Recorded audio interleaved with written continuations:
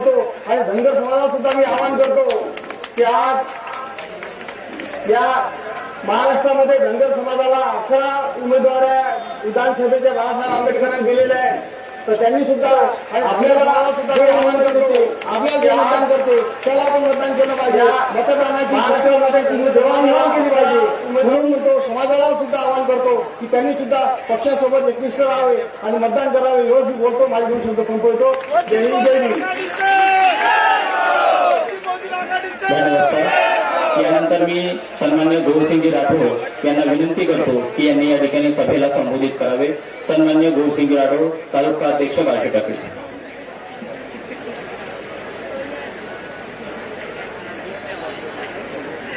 महापुरुषांना मी नम्रवंदन करतो आणि आपले राष्ट्रीय अध्यक्ष बाळासाहेब, तसेच राज्य कार्यकारिणी आणि जिल्ह्याचे अध्यक्ष प्रमोद रेल्वे मिलिंदभाऊ इंगळे या मंचावर आले आणि मला आज 2 शब्द बोलण्याची संधी दिली. मी आज पहिल्यांदा एवढ्या लोकात बोलत आहोत साहेबांमुळे आणि साहेबांचा हात माझ्या डोक्यात असल्यामुळे. सर्वप्रथम या मुरचोड मतदारसंघातील लोकांना एक सांगितो, त्या महाराष्ट्रातला पहिला आमदार आहे जो माझं पोट भरलं आणि माझं घर भरलं. आता मला माझ्या कार्यकर्त्याचा विकास करायचा आहे असं सांगणारा पहिला आमदार आहे. सर्वप्रथम अशा आमदाराला कधी करून करतं, या आमदाराला मतदान करू नका एवढं सांगतो. आणि आता नंतर अकोला पूर्वचे आमदार ज्ञानभाऊ सुरगाणे आणि मुक्तापूरचे आमदार आपले सुरभाऊ वाघमारे यांना जास्तीत जास्त मतांना निवडून द्या. आणि आपल्याला एवढं सांगितो. आणि माझ्या बंजारा समाजाच्या वतीनं एक सांगतो, माझ्या बार्शी तालुक्यामध्ये मागच्या वेळेस जे घडलं 1910 मतांचा पराजय झाला. आता मी साहेबासमोर गवाही देतो, साहेब यावेळेस 1910 मताचा पराजय नाही, 19,000 मतांना सीट निवडून ही बंजाराची गवाही देतो. आणि आज संपूर्ण महाराष्ट्रातील लोकांना, जिल्ह्यातील आणि मुख्य मतदारसंघाला सांगिततो, आपण यावेळेस येणारा 20 तारखेला मुरचोड मतदारसंघ आणि अकोला पूर्व या मतदारसंघातील लोकांना, मी माझ्या बंजारा समाजाच्या लोकांना आणि पूर्ण मतदार लोकांना हात जोडून विनंती करतो, आपण वंचित बहुजन आघाडी आणि आपली निशाणी गॅस सिलेंडर या उमेदवाराला आपलं अनमोल मत देऊन आणि भरघोस मताने विजय करा. एवढं बोलतो मी थांबतो. जय भीम, जय शिवराय, जय ज्योती. धन्यवाद सर. यानंतर या सभेला संबोधित करण्याकरिता मी माननीय संगीताताई अढाऊ यांना विनंती करतो की त्यांनी या सभेला या ठिकाणी संबोधित करावं. सर्व परिवर्तनवादी विचाराच्या महामानवांना विनम्र अभिवादन करते आणि आपल्या या सभेला उपस्थित असलेले आपले सर्वांचे हृदय सम्राट आदरणीय बाळासाहेब आंबेडकर आणि संपूर्ण विचार मंच, तसेच जे उमेदवार आहेत मूर्तिजापूर मतदारसंघाचे, तसेच सुगतभाऊ वाघमारे, तसेच अकोला पूर्वचे आमदार जे उमेदवार आहेत आदरणीय ज्ञानेश्वर सुलतानी आणि संपूर्ण विचार मंच, तसेच उपस्थित आपले सगळे वंचितचे कार्यकर्ते, बंधू आणि भगिनींनो, आपल्या सर्वांना माहीत आहे आज देशात काय चाललंय, आपल्या राज्यात काय चाललं आहे. आपल्या सर्वांना माहीत आहे आपले जे सुशिक्षित बेरोजगार मुलं आहेत त्यांना गेल्या 15 वर्षापासून तसा व्यसना जनतेकडे हे राज्य घेऊन चाललेलं आहे आणि सरकार घेऊन चाललेलं आहे, हा देश घेऊन चाललेला आहे. याचा आम्हाला तरी आम्ही हे आमच्या सुशिक्षित बेरोजगारांवर होणार आहे, ज्यांच्यावर जे आज पाळी आलेली आहे व्यसना जनतेकडे जाण्याची, तरी आम्ही आमच्या आंधळ्या डोळ्यांनी पाहत बसतो आहे. आम्ही आवाज उठवत नाही आहे. आज आरक्षणाची लढाई असेल, आज बेरोजगारांची लढाई असेल. बंधूंनो, तुम्हाला माहित आहे जेव्हा आज आरक्षण केलं, आरक्षणाचा मुद्दा आला, त्यावेळेस हे महाविकास आघाडीचं शासन होतं, त्यावेळेस हे बीजेपीचं शासन होतं, परंतु कोणीही आवाज उठवला नाही. सध्या बाळासाहेब आंबेडकर एकमेव वंचितांचे नेते आहेत जे आजही त्यांची तब्येत बरी नसताना सुद्धा आपल्यासाठी आवाज उठवत आहेत. बंधूंनो, ओबीसी बांधवांना जागे होण्याची गरज आहे. आज तुम्ही जर जागे झाले नाही तर तुम्ही संपूर्ण तुमच्या देशात आपली परिस्थिती काय होईल, आपल्या येणाऱ्या युवा पिढीची परिस्थिती काय होईल. आज आपल्या बेरोजगारांपुढे प्रश्न उभा आहे. जर हे शासन आमच्या मुलांना शासकीय सेवेत रुजू करून घेत नाही तर असं शासन आमच्यासाठी काय कामाचं, अशा शासनाचा आम्ही निषेध करायला पाहिजे.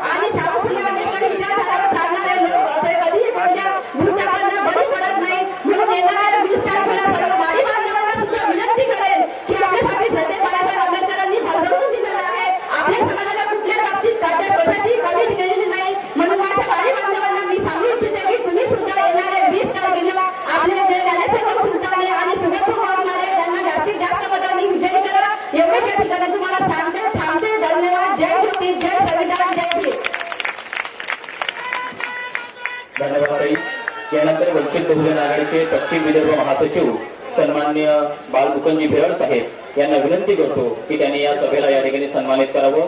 माननीय बालमुकुंदजी भेरड साहेब. दादा परिवर्तनवादी विचारांच्या सर्व महापुरुषांना विनम्र अभिवादन करतो.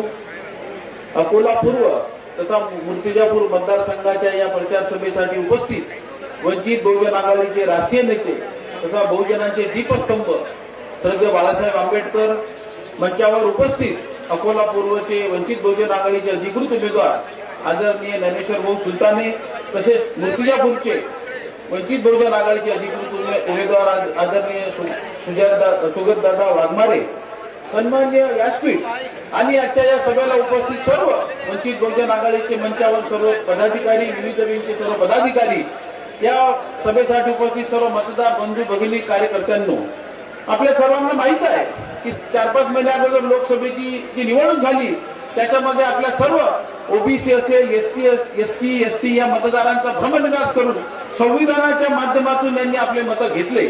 बरोबर आहे. आता संविधानाचा तर धोका टळला, परंतु आता श्रद्धेय बाळासाहेब आंबेडकरांनी अतिशय समजसूचकतेने किंवा आता आरक्षण आपलं जे खतऱ्यात आलेलं आहे, रिझर्वेशन इन एससी एसटी मधलं रिझर्वेशन असेल, ओबीसीचं आरक्षण जवळपास संपवलेलं आहे, हे सर्व थांबवण्याची जी आता वेळ आलेली आहे हे आपल्यावर येऊन ठेपलेली आहे. या विधानसभेच्या माध्यमातून जवळपास 100 ते 150 आमदार, ओबीसीचे 100 आमदार, एससी एसटीचे राखीव जागा, हे सर्व मिळून 170 उमेदवार आपण या महाराष्ट्रामध्ये दिलेले आहेत. आपल्याला सर्वांना माहित आहे की मतदानाचा जो अधिकार असतो या सभागृहामध्ये जो आपला प्रतिनिधी राहील तोच या आरक्षणा संपवण्यासाठी विरोध. म्हणून आपण मी आपल्या सर्व मतदारांना, कार्यकर्त्यांना विनंती करणार आहे की येत्या 20 तारखेला आदरणीय ज्ञानेश्वर भाऊ सुलताने यांचं बटन क्रमांक 5 निशाणी आहे गॅस सिलेंडर, आदरणीय सुगतदादा वाघमारे यांची निशाणी आहे सिलेंडर बटन क्रमांक 8, तो दाबून आपण यांना जास्तीत जास्त मताने विजयी करा. आपण पाहिलं ते 2014 मध्ये जे मोदीचं सरकार आलं भारतामध्ये, त्यांचा पहिला नारा होता सबका साथ सबका विकास. 5 वर्षानंतर काय झालं आपण पाहिलं. 2019 मध्ये त्यांनी सांगितलं, जो नारा दिला आपल्याला सर्वांना माहित आहे की हिंदू खतरे में है, आणि आता म्हणतात तर कटेंगे तर बटेंगे. म्हणजे हे काय विकास नाही, काही नाही. काल आम्ही बार्शीटाकली तालुक्यात प्रचाराला गेलो होतो आपल्या वाघमारे साहेबांच्या मिटिंगला. काय विकास करून ठेवला तो तालुका, असं वाटतं का आमदार का एकच तालुक्यात आहे का? संपूर्ण लोक शिव्या घालतात त्यांना. आपल्याला विकास करणार आपण जिल्हा परिषदेच्या माध्यमातून 25 वर्षापासून पाहिलं, ग्रामीण भागामध्ये जो विकास केला, शेवटच्या घटकाला सत्तेमध्ये बसण्याची संधी दिली, हे फक्त महाराष्ट्रामध्ये, देशामध्ये श्रद्धेय बाळासाहेब आंबेडकर करू शकतात, हे आपल्या सर्वांना माहित आहे. माझी आपल्या सर्व कार्यकर्त्यांना विनंती आहे, दिवस रात्र एक करा. रात्र वैराची आहे, दिवसही वैराचा आहे. अगोदर रात्र होती, आता दिवसही वैराचा आहे. म्हणून जास्तीत जास्त कोणाचे अफवांना बळी न पडता जास्तीत जास्त मतदान येत्या 20 तारखेला करून घ्या आणि या विधानसभेमध्ये, या महाराष्ट्रामध्ये आपण दाखवून द्या वंचित बहुजन आघाडीची ताकद काय आहे. मित्रांनो, आपला पराभव झाला, बाळासाहेब आंबेडकरांचा सर्वांच्या जिव्हारी लागला, परंतु या निवडणुकीमध्ये 35 ते 40 आमदार जर आपले निवडून आले तर सध्या बाळासाहेब आंबेडकर राज्यसभेत आपण त्यांना पाठवू. तुमचं मत हे ज्ञानभाऊ सुलतानेला नाही, वाघमारेंना नाही, हे तुमचं मत श्रद्धेय बाळासाहेब आंबेडकरांना जाणार आहे, हे तुम्ही लक्षात ठेवा. फक्त एकच सांगतो 2 शब्द. या संपूर्ण महाराष्ट्राला तेजाची गरज, आपण सूर्य बाबासाहेब, आम्हा प्रकाशाची गरज, आम्हाला प्रकाशाची गरज. जय हिंद, जय भीम, शिवराय, जय गुरु. धन्यवाद सर. यानंतर वंचित बहुजन आघाडीचे जिल्हाध्यक्ष सन्माननीय प्रमोदजी देडवे यांना विनंती करतो की त्यांनी या सभेला या ठिकाणी सन्मानित करावं. सन्माननीय प्रमोदजी देडवे साहेब. परिवर्तनवादी चळवळीतील सर्व महामानवांना अभिवादन करतो. वंचितांचे हृदय सम्राट ऍडव्होकेट श्रद्धेय बाळासाहेब आंबेडकर, मंचावर उपस्थित असलेले मूर्तिजापूर मतदारसंघाचे अधिकृत उमेदवार डॉक्टर सुगतजी वाघमारे, अकोला पूर्वचे अधिकृत उमेदवार ज्ञानेश्वरजी सुलताने व मंचावर उपस्थित असलेले सर्व मान्यवर, आज या निवडणुकीच्या प्रचाराच्या निमित्तानं आज या ठिकाणी या सभेचं आयोजन केलं. मी तुम्हाला या ठिकाणी एवढंच सांगतो की येणारा काळ हा आपल्यासाठी घातक आहे. आरक्षण वाचलं, पण महत्वाचं असं आहे की ज्या पद्धतीनं क्रिमिलेअर लावण्याचा प्रयत्न या सरकारनं केला आणि आपल्याला आरक्षणापासून बाधित ठेवण्याचं काम या सरकारनं केलं, अशा सरकारला नेस्तनाबूत करण्याचं काम आपल्याला येत्या 20 तारखेला करायचं.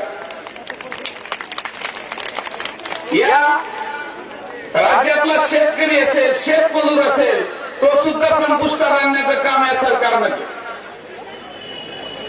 सोयाबीनला भाव 3,500 ते 4,000, तेल 150 रुपये किलो. हे कोणती पद्धत आहे? म्हणून आज आपला वंचित बहुजन आघाडीचा वचननामा, अरे तुम्ही तरी 1,500 रुपये महिना देता. वंचित बहुजन आघाडी सत्तेत आली तर आम्ही महिलांना 3,500 रुपये महिना देतो. शेतकऱ्यांचं अन्नधान्य हमीभावाने खरेदी करू, आणि हमीभावाने खरेदी करत नसतील तर त्यांच्यावर कारवाई सुद्धा करण्याचं काम वंचित बहुजन आघाडी करते. तरुणांना, बेरोजगार युवकांनाही सुद्धा संधी देण्याचं काम वंचित बहुजन आघाडी करणार आहे. उद्योगधंदे उभारण्याचं काम वंचित बहुजन आघाडी करणार आहे. आणि साक्षात मूर्तिजापूरचा आमदार उद्योजक ज्यांचं स्वतः उद्योग उभं करून या मूर्तिजापूर मतदारसंघाचा विकास करायचा. आणि या आमदारांना, ज्या मागच्या आमदारांना काय म्हटलं की मी 15 वर्ष माझं घर भरलं, आता तरी मला निवडून द्या, मी 5 वर्ष तुमची सेवा करेन.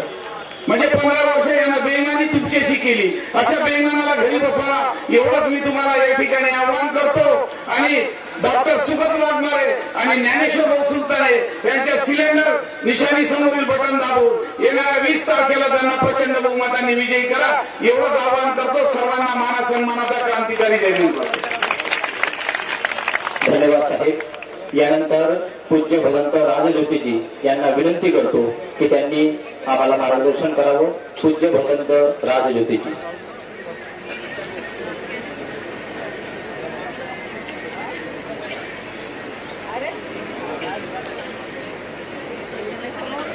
परिवर्तनवादी महामानवांना त्रिवार अभिवादन करतो आणि मंचावर उपस्थित श्रद्धेय बाळासाहेब आंबेडकर आणि संपूर्ण मंच यांना सप्रेम जय भीम. मूर्तिजापूरमध्ये काम करतो आणि या एरियामध्ये काम केलेलं आहे, सर्व ओळखतात मला.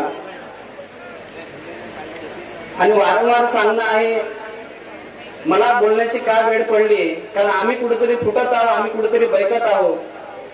आंबेडकर चळवळ असेल, फुलेशाह आंबेडकर चळवळ असेल, आंबेडकर घराणा असेल, या घराला सुरण फोडण्याचं काम केलं जात आहे.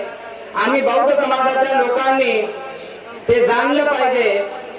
जेव्हा आम्ही त्या एरियामध्ये फिरतो, आमचे लोक बोलताना दिसतात, तर खूप वाईट वाटते की आम्ही आमच्या बाबाबद्दल बोलत आहोत, आम्ही आमच्या आंबेडकर घराण्याबद्दल बोलत आहोत. आम्हाला विचार पडला पाहिजे की आम्ही अयोग्यतेचं भाषण कशा पद्धतीनं करू शकतो. ही संपूर्ण आंबेडकर चळवळ ज्या लोकांना उभी आहे, जर त्या लोकांना फोडण्याचं काम जर होत असेल तर आम्ही समजलं पाहिजे की हे फोडण्याचं काम, हे षडयंत्र कशा पद्धतीनं राबवल्या जात आहे. आणि आताच नाही तर सुरुवातीपासून फोडण्याचं काम चालू आहे. आम्ही लोकांनी जागलं पाहिजे. सुरुवातीपासून बाबासाहेबांना रोखण्याचं काम, बाबासाहेबांना मागे आणण्याचं काम तेव्हापासून तर आजपर्यंत देखील मला विचार पडते की एखादा अमरावतीचा निवडून येतो बौद्ध नावावर, पण तरी देखील आंबेडकर चळवळीचा नेता समोर जाऊ दिला जात नाही.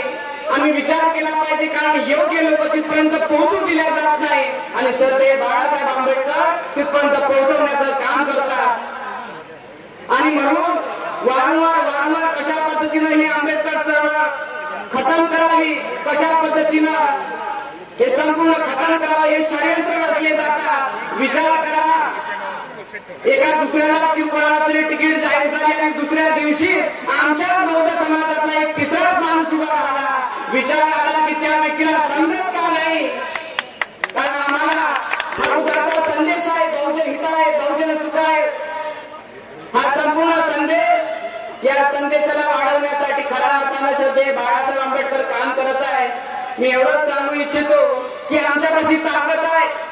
साहेब निवडून येऊ शकता, साहेब समोर जाऊ शकता, पण त्याला रोखण्याचं येणाऱ्या तारखेला आम्ही आमचं समतेचं निशाण, आमचं बंधुमतेचं निशाण, संविधान वाचवण्याचं निशाण वंचित बहुजन आघाडीच्या माध्यमातून गॅस सिलेंडर आहे हे लक्षात घ्या.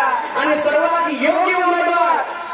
योग्य उमेदवार डॉक्टर सुगतजी वाघमारे आणि सुलताने साहेब हे आपल्याला दिलेले आहे. आम्ही कोणत्याही प्रकारची नाराजी नाही ठेवली पाहिजे. लक्षात घ्या, कालही आंबेडकर, आजही आंबेडकर आणि उद्या देखील आंबेडकर. आणि नाराजी नाही ठेवली पाहिजे. कारण जर बाबासाहेबांनी जे काम केलं असेल त्याच्यातही आम्ही लोक होतो. आज मला अभिमान वाटते की जर आजही बाबासाहेब असते तर आजही मी त्यांच्यासोबत काम केलं असतं. या बहुजन विचारवादी, या संपूर्ण महामानवाचे विचार लोकांपर्यंत पोहोचवण्यासाठी आणि लोकांच्या हितासाठी आणि सुखासाठी काम केलं असतं. भलेही आज बाबासाहेब नाही आहेत पण तरी देखील आज बाबासाहेबांच्या रूपाने श्रद्धे बाळासाहेब आंबेडकर आम्हाला लाभलेले आणि जाणलं पाहिजे. आणि भीमाच्या चरणी लक्षात घ्या, आम्ही जाणलं पाहिजे. आणि भीमाच्या चरणी नव्हे तर लक्षात घ्या, श्रद्धे बाळासाहेबांच्या चरणी लाभलं पाहिजे. या आंबेडकर समाजाने आज जाणलं पाहिजे, लक्षात घेतलं पाहिजे, एवढं सांगू इच्छितो. आणि आम्ही वैयक्ता कामा नये, कारण लक्षात घ्या, आमच्यावर उपकार आहेत आंबेडकर घराण्याचे, आमच्यावर उपकार आहेत त्या माता रमाईचे, आमच्यावर उपकार आहेत चार मुलांचे. आम्ही उपकाराला जागलं पाहिजे आणि भीमाच्या चरणी लागलं पाहिजे.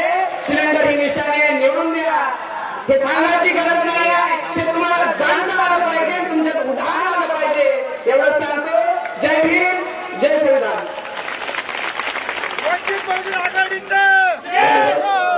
यानंतर मूर्तिजापूर विधानसभा मतदारसंघाचे अधिकृत उमेदवार सन्माननीय डॉक्टर सुगतदादा वाघमारे यांना विनंती करतो की त्यांनी या सभेला संबोधित करावं. सन्माननीय डॉक्टर सुगतदादा वाघमारे.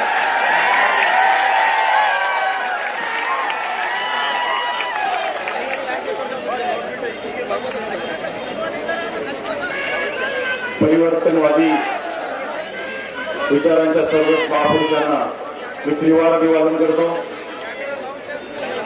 आज मंचावर उपस्थित असलेले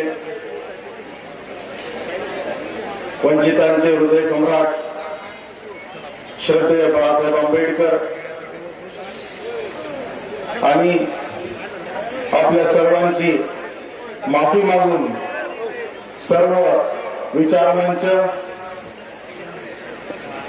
इथे उपस्थित असलेले सर्व बांधव, माझ्या माता भगिनी, या सर्वांना माझा क्रांतिकारी जय भीम, जय शिवराय, सलाम अलैकुम. श्रद्धेय बाळासाहेब आंबेडकरांनी माझ्यावर विश्वास टाकून मला मूर्तिजापूर मतदारसंघाची जबाबदारी दिली आहे, उमेदवारी घोषित केली आहे. आणि मी श्रद्धेय बाळासाहेबांना आणि आपल्याला हे सांगू इच्छितो की साहेब, आपण जी माझ्यावर जबाबदारी दिलेली आहे ती जबाबदारी मी जीवाची पर्वा न करता ती पूर्ण करेन असे मी आपल्याला आश्वासन देतो. श्रद्धेय साहेबांनी मला आंबेडकरांना सांगितलं की हा मूर्तिजापूर मतदारसंघ याचे जे वाटोळे करून ठेवलेले आहे विद्यमानांनी, या मूर्तिजापूर मतदारसंघाचा विकास हा तुला करायचा आहे. त्यांनी माझ्यावर विश्वास ठेवला. त्यांनी बघितलं की हा व्यक्ती आहे जो हा विकास करू शकतो आणि मग मला आशीर्वाद दिला.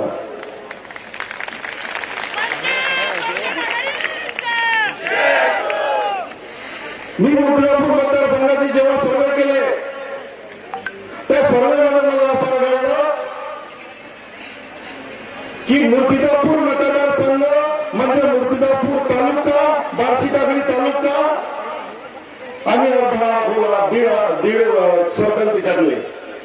या पूर्ण मूर्तिजापूर मतदारसंघाला प्यायला पाण्याचे प्रॉब्लेम्स, पाण्याचेच प्रॉब्लेम, प्यायला काय सगळंच पाण्याचे प्रॉब्लेम्स.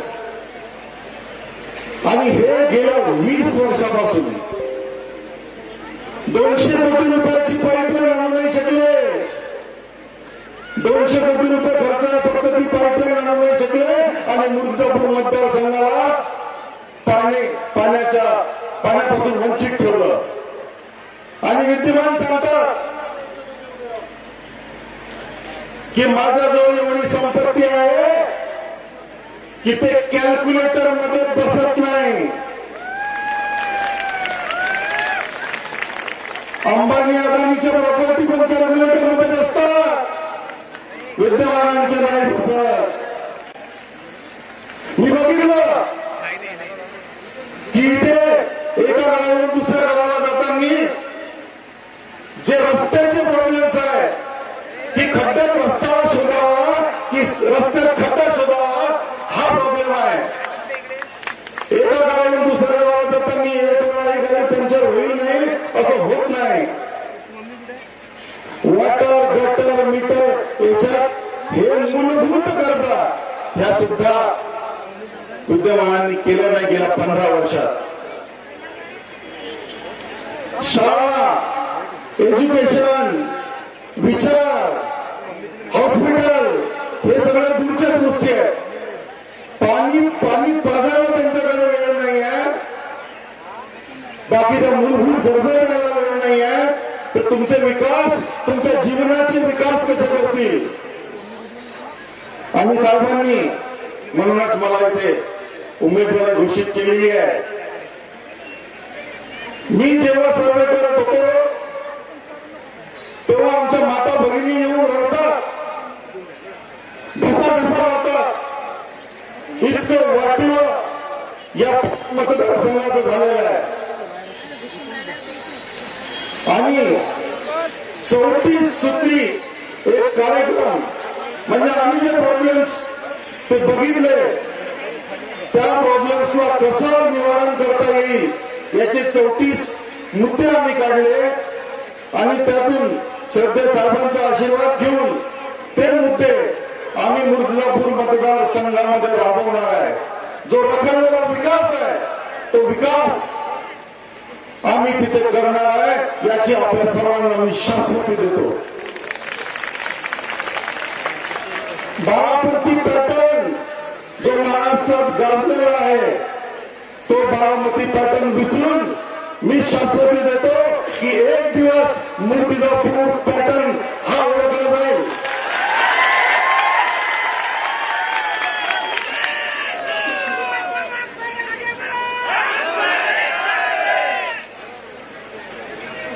आपल्या सर्वांना श्रद्धेय साहेबांना ऐकायचं आहे. मी जास्त वेळ घेणार नाही. आपल्या सर्वांना साहेबांची तब्येत खराब असताना सुद्धा त्यांनी सन्माननीय ज्ञानेश्वरजी सुलताने साहेब आणि मला इथे एक जॉईंट सभा दिली. त्याबद्दल मी साहेबांचा खूप खूप ऋणी आहे, आभारी आहे. आणि ज्ञानेश्वर सुलताने यांची अकोला पूर्व याची निशाणी आहे सिलेंडर आणि बटन नंबर आहे 5. आणि मी मूर्तिजापूर मतदारसंघाचा उमेदवार सुगत वाघमारे, माझी निशाणी आहे सिलेंडर आणि बटन नंबर आहे 8.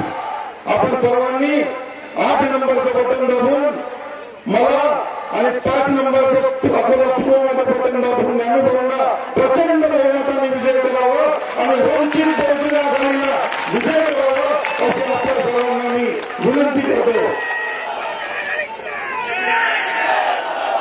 वंचित बहुजन आघाडीचा, वंचित बहुजन आघाडीचा, वंचित बहुजन आघाडीचा.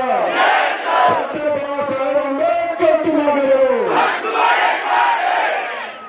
जय भीम, जय शिवराय, खुदा हाफिज. धन्यवाद साहेब. यानंतर या सभेला संबोधित करण्याकरिता अकोला पूर्व विधानसभा मतदारसंघाचे अधिकृत उमेदवार सन्माननीय ज्ञानेश्वरजी सुलताने साहेब यांना या ठिकाणी विनंती करतो, जोरदार टाळ्याच्या गजरामध्ये या ठिकाणी आमंत्रित करतो नारायण ज्ञानेश्वरजी सुलतान साहेब.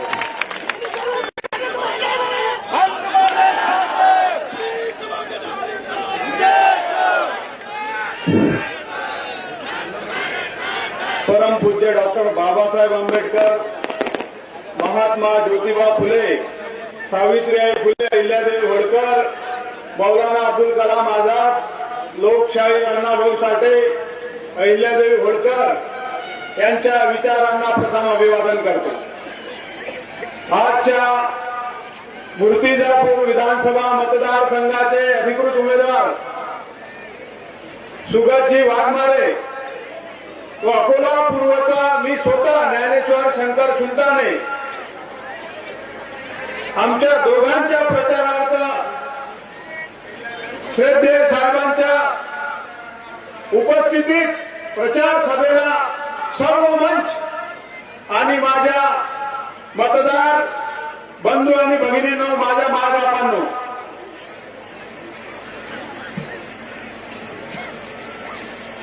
2024 ही निवडणूक विधानसभेची निवडणूक पक्षासाठीच नव्हे तर राज्यासाठी सुद्धा अतिशय प्रतिष्ठेची आहे.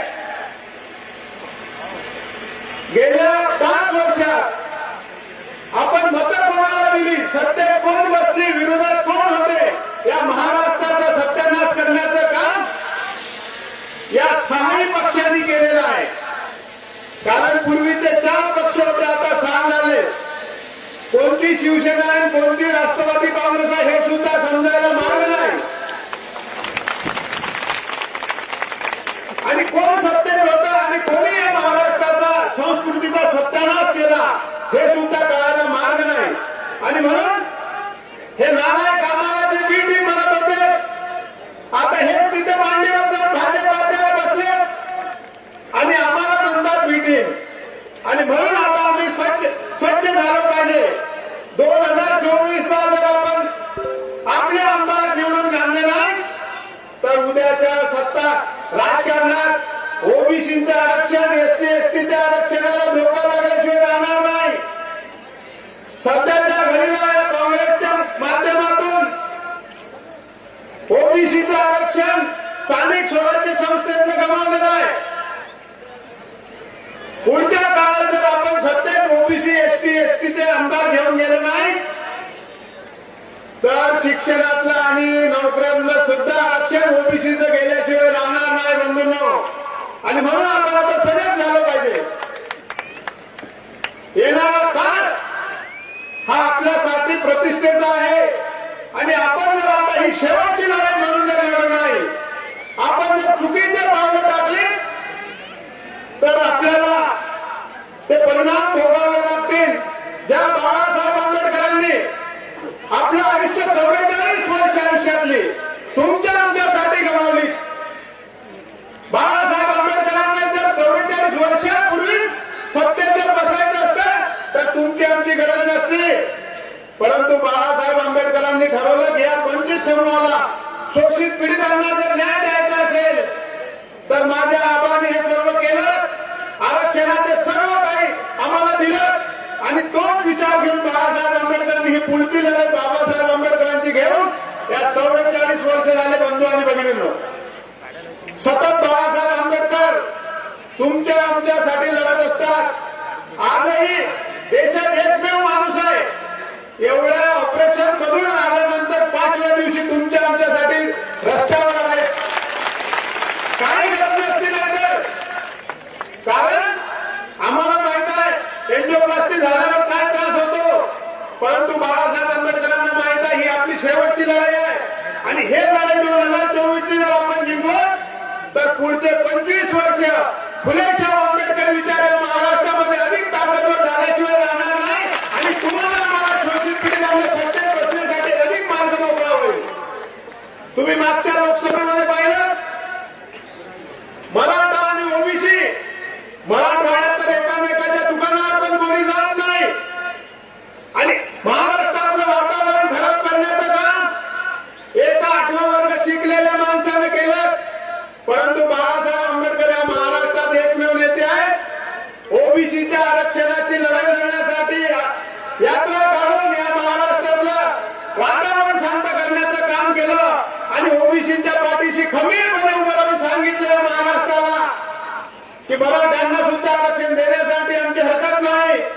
परंतु या ओबीसीच्या ताटात कोणाला आम्ही हस्तक्षेप करू देणार नाही. मराठ्यांचं ताट वेगळं तर ओबीसीचं ताट वेगळं असलं पाहिजे, या पद्धतीची भूमिका घेऊन बाबासाहेब आंबेडकर पुढे निघालेले आहेत. आणि म्हणून माझी आपल्या सर्वांना विनंती आहे, बाळासाहेब आंबेडकरांची 44 वर्ष झालेलं तुमच्या आमच्यासाठी योगदान हे वाया घालवणार का, हा सुद्धा तुम्हाला प्रश्न आहे. कारण बाळासाहेब आंबेडकर जे झटतात या देशामध्ये एक पण नेता नाही की तुमच्या आमच्यासाठी झगडत राहतो. सामान्यांना न्याय देण्याची भूमिका घेतो.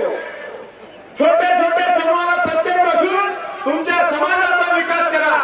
आणि म्हणून अशा पद्धतीने राजकारण झालेले प्रस्थापितांना खपत नाही. ज्ञानेश्वर सुलताने सारखा सामान्य कुटुंबातला कार्यकर्ता विधानसभेचा उमेदवार होतो, हे काही सोपी गोष्ट नाही. कारण या विदर्भामध्ये 65 सीटमध्ये एकदम धनगर समाजाचा जर कोणी उमेदवार असेल तर ज्ञानेश्वर सुलताने आणि ते बाळासाहेब आंबेडकरांनी ते आंबेडकरांच्या आशीर्वादाने उभा आहे. आणि म्हणून माझी आपल्या सर्वांना विनंती आहे, ही लढाई महत्वाची आहे. काही लोक आपल्यातली नालायक झाली, ज्यांनी बाळासाहेब आंबेडकरांच्या भरोशावर सत्तेचे सर्व दालना खुली करून आपला पांगा शिवून घेतला आणि आता आपल्या चळवळीला कळवण्याचं काम करत आहेत. आपल्यातल्याच काही दलालांना ते हाताशी धरून आपलं वातावरण खराब करण्याचा प्रयत्न करत आहे. परंतु माझी नवयुवकांना विनंती आहे, आपण आता हा झेंडा हातात घेऊन या दलालांना जागा दाखवली पाहिजे. कारण ही लढाई आपल्यासाठी जडीची आहे, महत्वाची आहे आणि सत्तेचे दालन खुली करून देण्याची आहे. आणि म्हणून माझी विनंती आहे, आमच्या अकोला पूर्वतला सत्ताधारी आमदार म्हणतो की विकास केला, अकोला पर्व उठास पर्व 10-10 वर्षे एका अकोला रस्त्याला लागतात. 4 कोटीचा पूल एका महिन्यात खतम होतो आणि अशा पद्धतीच्या वातावरणात तो सांगतो की अकोला पूर्व विकासाचा पर्व आहे. बंधूंना अतिशय वाईट परिस्थिती आहे. अकोला शहरामध्ये जो जुलमी टॅक्स लावला तो देशात कुठेच नाही, ते अकोला महानगरपालिकेत आहे. आणि म्हणून माझी आपल्या सर्वांना विनंती आहे, मी सामान्य कार्यकर्ता म्हणून उभा आहे. 20 तारखेला होऊ घातलेल्या विधानसभेच्या निवडणुकीत माझी निशाणी आहे सिलेंडर आणि गॅस सिलेंडर समोरील बटन दाबून मला प्रचंड मतांनी विजय करून आपला आशीर्वाद द्यावा एवढीच विनंती करतो आणि इथे थांबतो. धन्यवाद. जय भीम.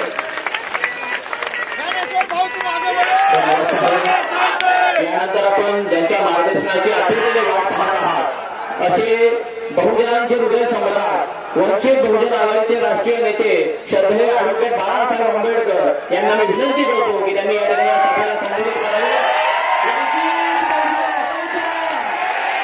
वंचित बहुजन आघाडीचा श्रद्धेय बाळासाहेब आंबेडकर मागे वळो. श्रद्धेय बाळासाहेब आंबेडकर मागे वळो.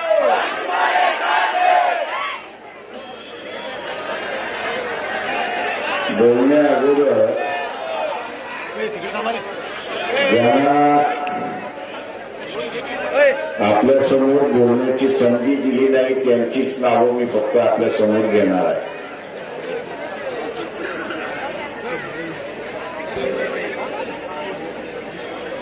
ज्यांना बोलण्याची संधी मिळालेली आहे त्यांची नावं मी अजिबात घेणार नाही. प्राध्यापक डॉक्टर धैर्यवान फुंकर, राजेंद्र पातोडे, त्याच्याचबरोबर या ठिकाणी असणारा मिलिंद इंगळे, ॲडव्होकेट संतोष रहाटे यांना बोलण्याची शक्ती दिली नाही, मग त्यांचा असणारा उल्लेख मी या ठिकाणी केलेला आहे.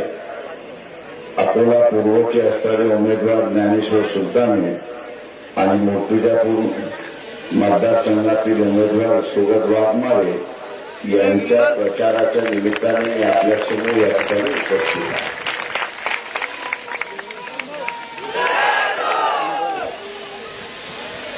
मी तो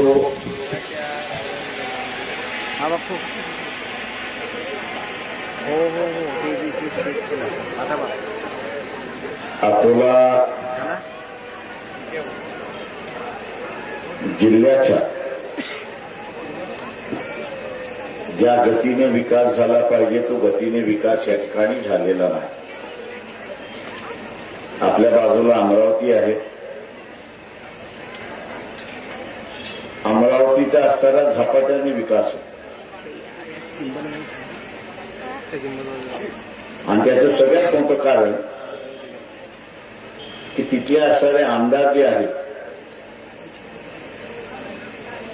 हे आमदार आपल्या भागाचा विकास कसा होतील या दृष्टीने त्या ठिकाणी पाहतात.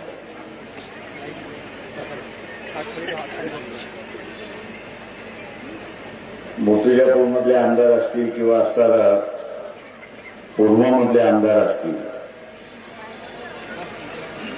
या भागातल्या किती प्रश्नावरती विधानसभेमध्ये प्रश्न विचारले हा एक संशोधनाचा भाग आहे असं मी त्या ठिकाणी मानतो.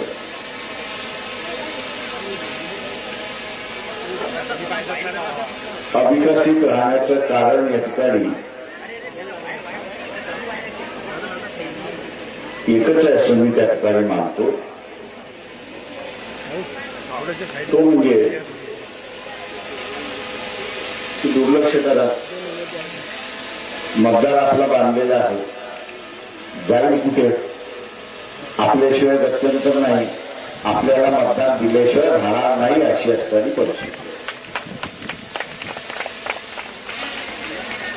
मी पूर्वच्या आमदाराला विनंती करतो, सावरकरांना विनंती करतो की जो खासदारकीचा फंड आहे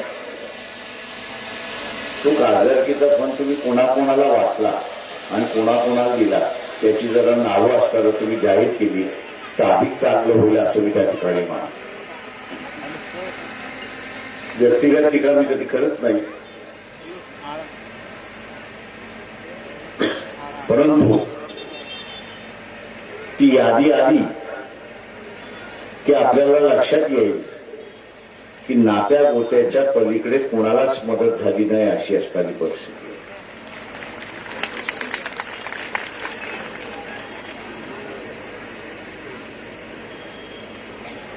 आम्ही असं म्हणून की थोडंफार आम्ही सरकारला फसवलं. कशासाठी फसवलं होतं तर शेतकरी आपल्या शेतामध्ये विहीर खणतो. विहीर खणत असताना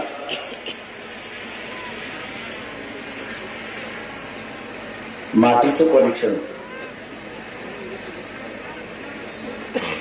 पश्चिम महाराष्ट्रातल्या मातीचं परीक्षण वेगळं आहे आणि विदर्भातल्या मातीचं परीक्षण वेगळं आहे. विदर्भातल्या मातीचं परीक्षण असं आहे की आपण 7 फूट 80 फूट खाली जरी गेलो तरी दगड लागत नाही अशी असणारी परिस्थिती. पण पश्चिम महाराष्ट्रामध्ये 10 फूट गेलं 15 फूट गेलं तर दगड लागतो अशी असणारी परिस्थिती आहे. आणि मग थोडंफार आम्ही असताना शासनाला फसवलं होतं. त्या समितीमध्ये मी पण होतो आणि विहिरीला जे पैसे येतात शेतकऱ्याला त्याचे ते 15-20 हजार रुपये शेतकरी सहज आपल्याकडे जमा करतात.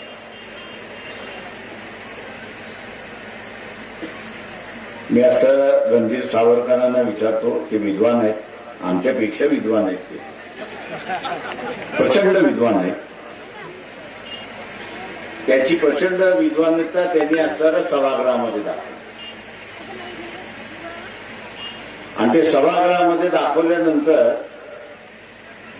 त्यांनी शासन देणारे, शासन ज्या विहिरी विदर्भामध्ये देतात त्या कशा 30% कमी करता येतील याची असताना त्यांनी मांडणी केली. आणि म्हणून आपण बघत असाल की 3 वर्षापूर्वी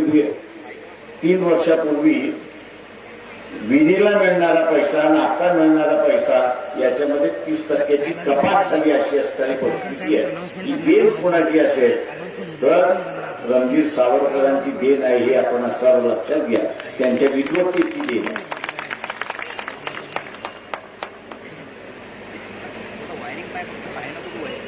ते शेतकऱ्याला 2-4 रुपये जास्ती मिळत होते, काय करत होते?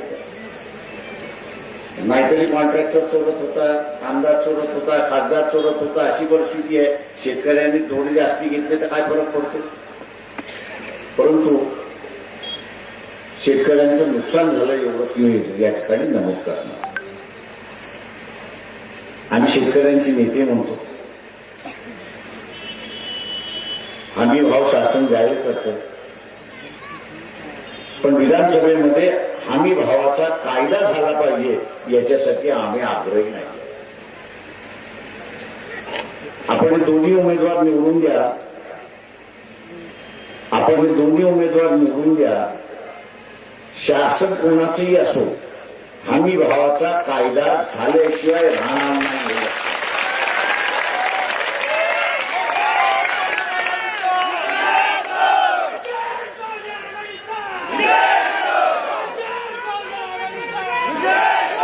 आजही आपण अशाला पाहिलं तर बाजारामध्ये 500 रुपये कमी भावाने कापूस विकत घेतला जातोय आणि 1,500 ते 2,000 प्रमाणे सोयाबीन स्वस्त विकत घेतला जातोय. हमी भावाचा कायदा असता आणि व्यापाऱ्याला तिथं दंडात्मक कारवाई असते की तू जर दिलेल्या भावापेक्षा कमी त्या ठिकाणी करणार असेल तर तुला 5 वर्षाची शिक्षा होणार आहे. कुठला व्यापारी कमी भावामध्ये विकत घेणार आहे, कोण जेलमध्ये जाणार कोणी. आणि म्हणून हा हमी भावाचा कायदा झाल्याशिवाय शेतकऱ्यांची परिस्थिती बदलणार नाही हे आपण असताना लक्षात. मित्रो, बोलण्यासारखं बरंच आहे. प्रचाराच्या दरम्यान असताना उमेदवार आपल्या पुढे त्या ठिकाणी मांडत राहतील.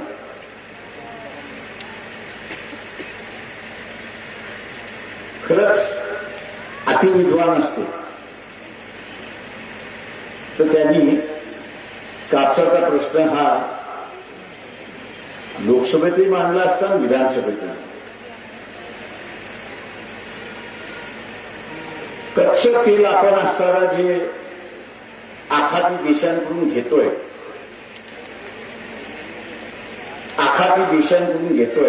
त्याचा असताना बिल 1,85,000. त्याचं बिल 1,85,000 आहे आणि हे 1,85,000 कोटी आपण भरतो कुठून? तर जो कापूस आपल्या इथं उत्पादन होतो, अकोला असेल, यवतमाळ असेल, महाराष्ट्र असेल, महाराष्ट्राच्या बाहेर असेल, जो कापूस उत्पादन होतो आणि जो कापूस एक्सपोर्ट होतो त्याच्यातून आपण असताना 1,85,000 कोटी कमवतो आणि त्यामुळे आपण असताना हे बिल देऊ शकतो. अशी असणारी परिस्थिती आहे. खऱ्या अर्थाने आमदार आणि खासदार शेतकऱ्याच्या बाजूने असतात तर त्यांनी तेच सांगितलं असतं की 500 रुपये प्रति क्विंटल तुम्हाला बोनस द्यायला काय जातं. 500 रुपये प्रति क्विंटल इतिहास शेतकऱ्याला बोनस देण्यामध्ये का जातं? तर का हाच कापूस उत्पादक शेतकरी जो आहे तो देशाला 1,85,000 कोटी परकीय चलन कमवून देतो अशी असणारी परिस्थिती आहे.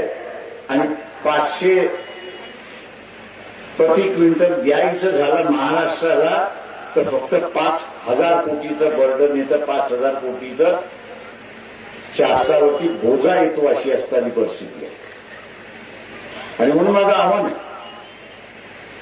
जातीला मतदान देणार असेल तर मातीच खाणार आहात एवढं लक्षात घ्या. त्याच्या पलीकडे काहीच नाही आणि ते आजपर्यंत खात आलेलं. कार्यकर्त्याला मतदान देणार असाल, पक्षाला मतदान देणार असाल, कार्यकर्त्याला मतदान देणार असाल, पक्षाला मतदान देणार असाल तर आपण असं एक लक्षात घ्या, आपण आपलाच उद्धार केलेला असेल हे लक्षात घ्या. त्याला जातीला ज्यावेळेस मतदान देतो त्यावेळेस निवडून आलेला आमदार मला काय म्हणतो, बघा चिंता करू नका, मी पुढच्या वेळेस सुद्धा निवडून देणार. आणि म्हटलं आता काय करायचं की नाही करायचं, काय करण्याची गरज नाही. का मतदार जातीसाठी माती खायला तर बसलेला, जातीची त्याला सत्ता पाहिजे, त्याला थोडी त्याचे प्रश्न सुटलेले पाहिजे, त्याला असणाऱ्या जातीची सत्ता पाहिजे. आणि मग झक मारून मलाच मतदान देणार आहे, दुसरं कोणालाच त्या ठिकाणी देणार नाही अशी परिस्थिती. आता तुम्ही ठरवा.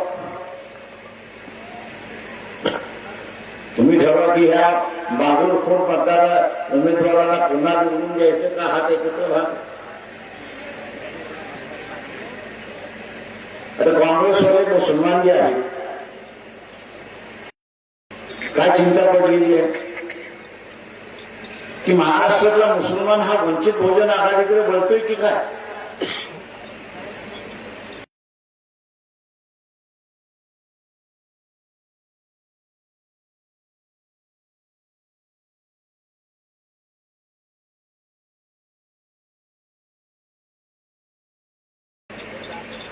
आणि म्हणून मी लातूरच्या असणाऱ्या जाहीर सभेमध्ये असं म्हणालो होतो की 32 मतदारसंघ असे महाराष्ट्रातले 32 मतदारसंघ असे आहेत की ज्या 32 मतदारसंघामध्ये एका बाजूला एकनाथ शिंदेचा उमेदवार आहे आणि दुसऱ्या बाजूला उद्धव ठाकरेंचा उमेदवार आहे.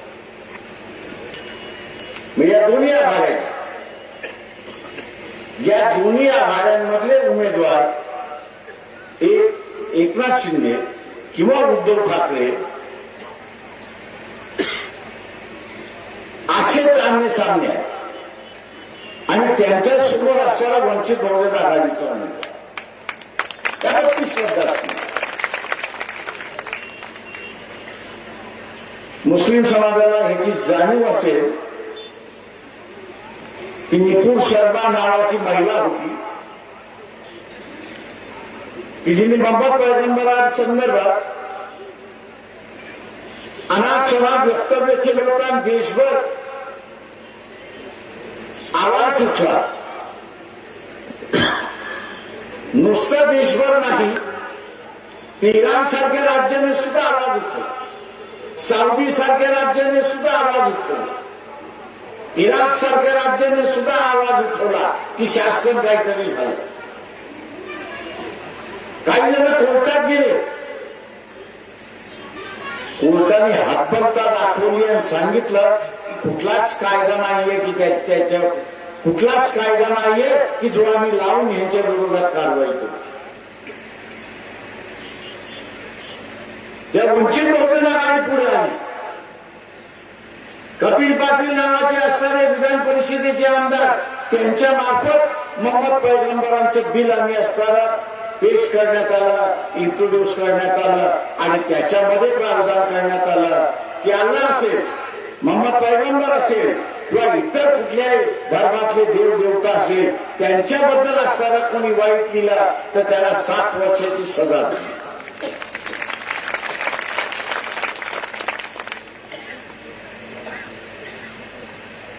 उलेमांच्या बैठका चाललेल्या आहेत, मौलवींच्या बैठका चाललेल्या आहेत. तर लातूरच्या असणाऱ्या सभेमध्ये मी असं म्हणालो की ह्या 32 जागा की ज्याच्यामध्ये एकनाथ शिंदे भारतीय जनता पक्षाबरोबर आहे आणि म्हणून मुसलमान मतदान करू शकतात.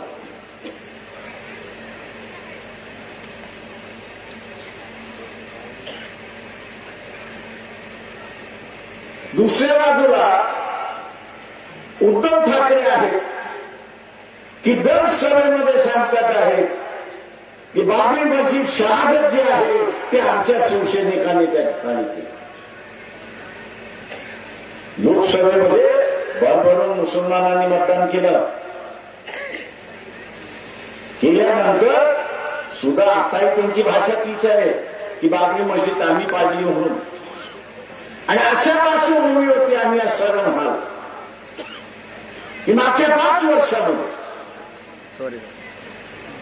मग तो नॉन लिंचिंगचा मामला, एनआरसीचा मामला, दुहेरी कायद्याचा प्रश्न असेल, टिपू सुलतानचा प्रश्न असेल किंवा औरंगजेबासारखा प्रश्न असेल, वंचित बहुजन आघाडी मुस्लिम समाजाबरोबर उभी राहिली अशी परिस्थिती आहे. वंचित बहुजन आघाडी ही जर औरंगजेबच्या गडावरती गेली नसती आणि चादर चढवली नसती तर अनेक मुस्लिम पोरं जेलमध्ये झालेले असते आणि अनेक ठिकाणी दंगली झालेल्या तुम्हाला दिसल्या. जेलमध्ये जाणं दंगली थांबवण्याचं कामकाज आम्ही त्या ठिकाणी केलं. आणि आज आम्ही ज्यावेळेस बोलणी ना उलेमाना म्हणून गाजीचा म्हणतोय, अरे या 32 जागेवरती आम्हाला पाठिंबा द्या, जाहीर पाठिंबा द्या.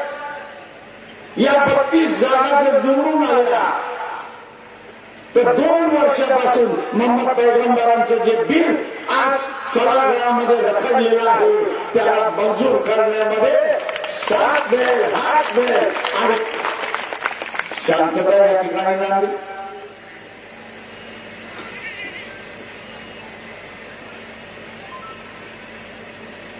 काँग्रेसच्या मुसलमानांच्या पायाखालची वाळू बसवायला आणि म्हणून आमच्या उमेदवाराला शिव्या दिल्या, आमच्या बोलणीला शिव्या दिल्या, आमच्या काजीला शिव्या दिल्या. हा प्रचार सुरुवात केला. अरे जे काँग्रेसवाले कधीही त्या औरंगजेबच्या कबरच्या बाजूला उभे राहायला तयार नाही, टिपू सुलतानचं नाव घ्यायला तयार नाही, एनआरसीच्या विरोधात आवाज उठवायला तयार नाही, अशा काँग्रेसवाल्यांवरती तुम्ही विश्वास ठेवायला लागेल.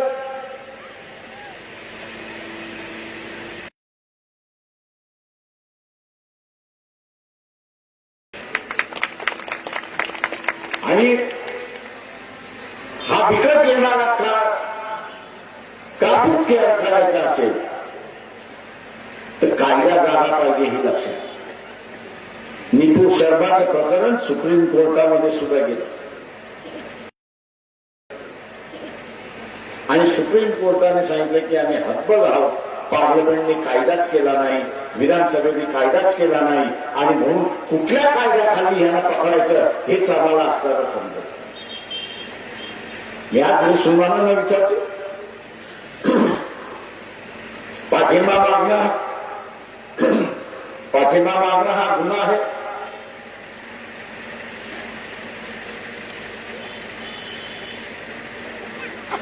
मोहम्मद पैगंबरांचं बिल मंजूर करण्यासाठी पाठिंबा मागणं हा गुन्हा आहे. तर आम्ही 100 वेळा हा गुन्हा करू आणि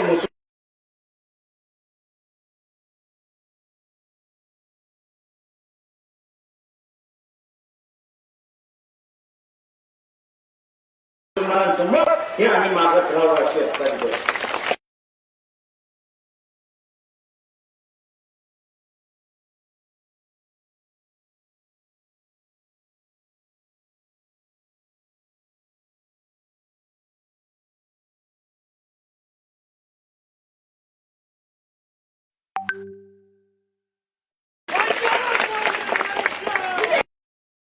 गरज आहे, कडक कायद्याची गरज आहे. पोलीस स्टेशनला आम्ही गेलो की पोलीस स्टेशन सर कुठल्या कायद्याखाली याला अटक करून तेवढं सांगण्यात येतं आणि आम्हाला दिसतं की कायद्यात नसल्यामुळे त्या ठिकाणी कायदा कुठला 2 समाजामध्ये भांडणं लागतं, 2 धर्माच्या ग्रुपमध्ये भांडणं लागली तशी असताना परिस्थिती आहे. आणि म्हणून हा जो कायदा आम्ही आणायला पाहतोय मोहम्मद पैगंबरांचा